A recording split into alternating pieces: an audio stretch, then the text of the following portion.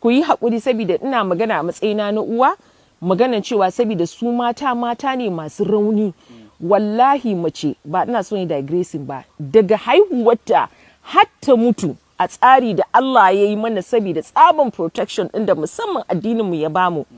Mace a kullum ana so ta zama a kewaye da mazan da suke tare da ita.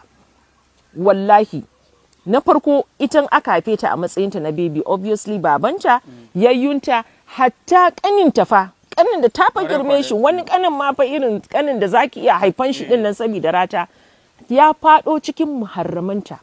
Wannan kenan, ta zo ta yi aure, ta koma hannun mijinta, ma'ana ba fa babanta din ya daina ba, ta samu additional protection.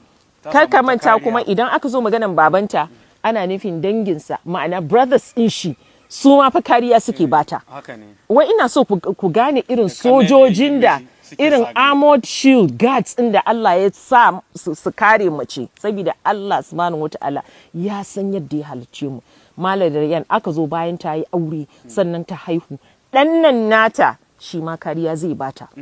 Ta haifi ya macen nan ta yi aure, mijin yarta shi ma fa ya faɗo cikin muharramanta saboda ya kamata ya bata kariya, ai ta zame uwa a gare shi. Wannan yar ko wannan ɗan ya haihu, wannan ɗan ba ya zama jikanta ba, ka san zai bata kariya a gare ta. Gaya mun akwai wacce take da gata da ya wuce mace.